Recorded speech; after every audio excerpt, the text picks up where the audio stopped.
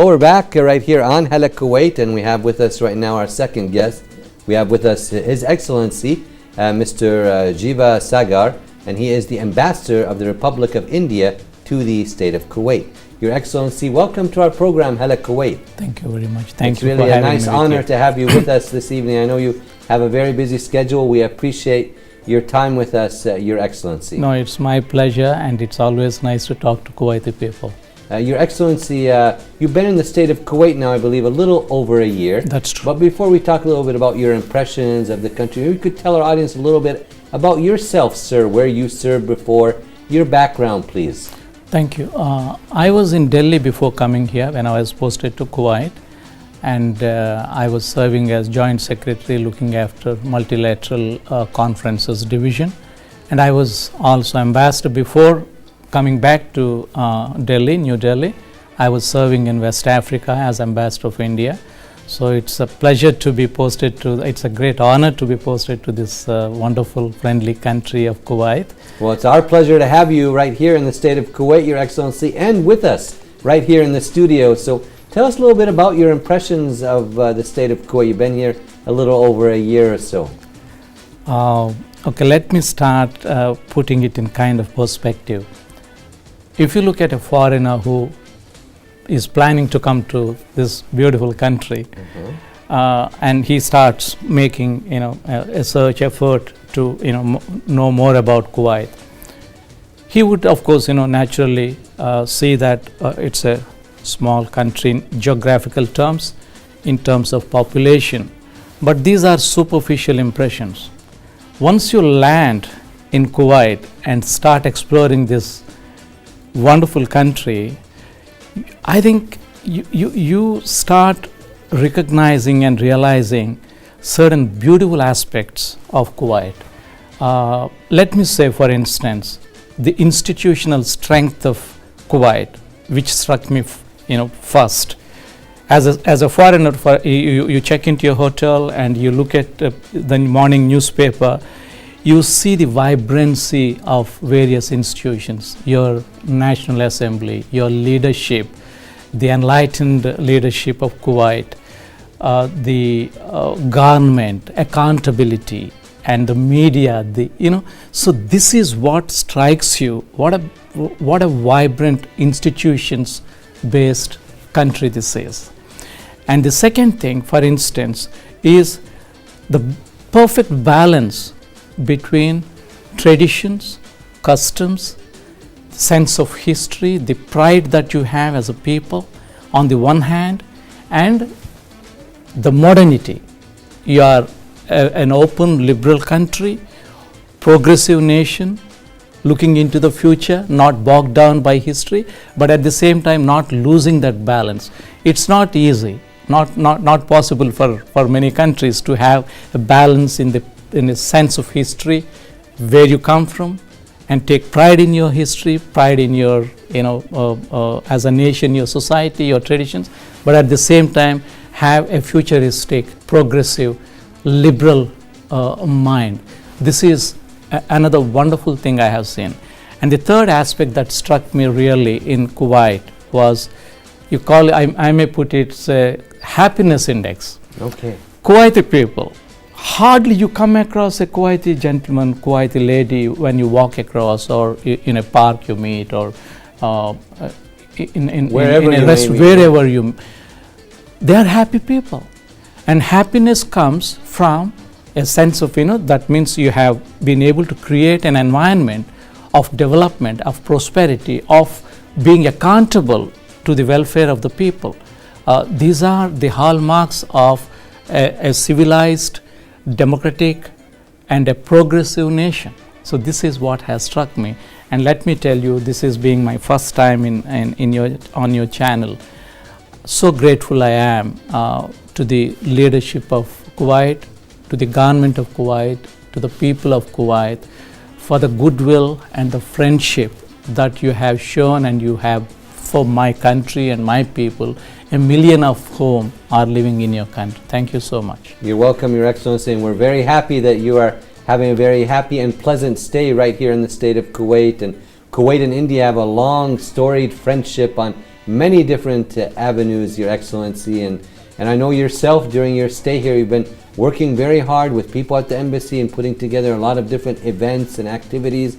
And coming up, I believe, on the 17th and 18th of this month, you're going to be having the Health Expo, correct? The Healthcare Expo? That's right. Could you elaborate a little bit more about this, Your Excellency, for the audience watching this evening? Surely.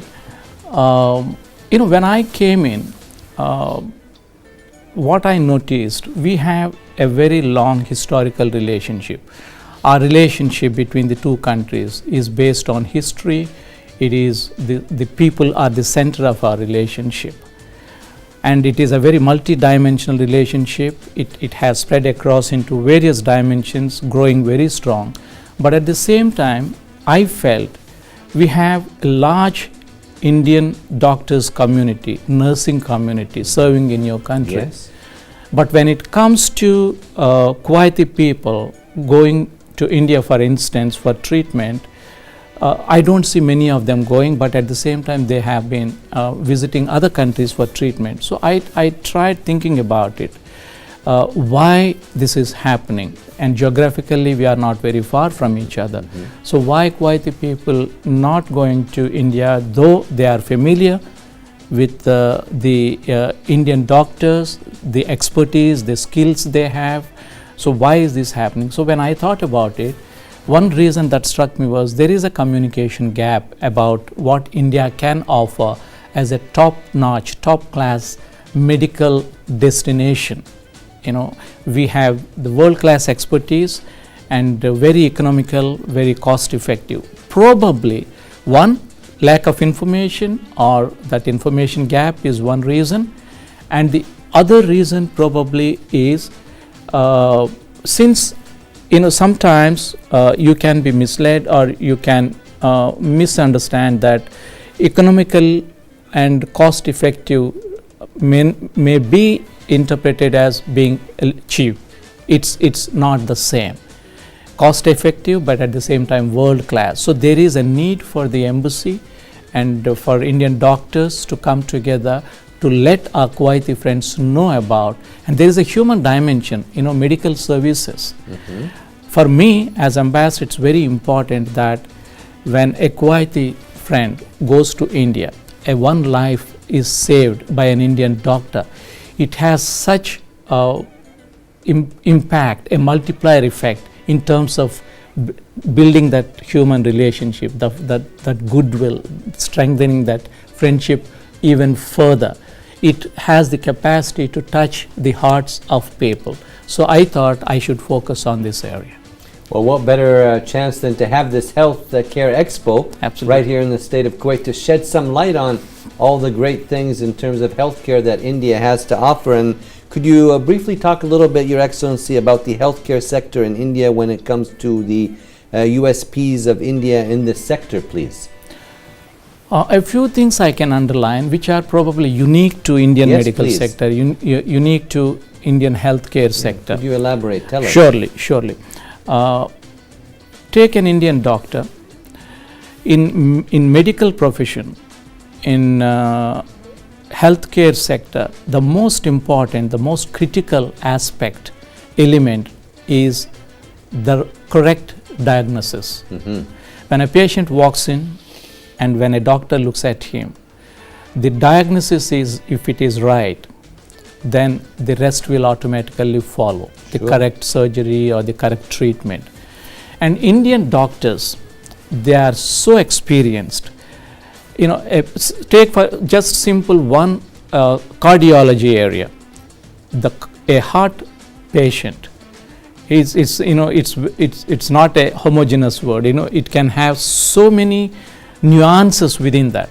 But an Indian doctor, because of we are a huge population, he would have seen similar, exactly the same symptom, same problem in many other patients, which is, I can tell you with assurance that not many foreign doctors would have this kind of experience simply because they have not seen so many patients. So an Indian doctor is able to diagnose a patient the moment he checks his pulse or see his face, he knows what the problem Well is. experienced. Yeah, absolutely. And then, of course, the waiting time in Indian hospitals is, you can say, zero. You know, you walk into an Indian hospital and they never put you on, okay, you come after 3 months for a surgery. It doesn't happen. That's very impressive. This is unique feature in India. Yes. Because of the number of doctors that we have, top class medical facilities that we have, number of them. This is very important. And the nursing care, many times we neglect that, but a compassionate, a humane touch.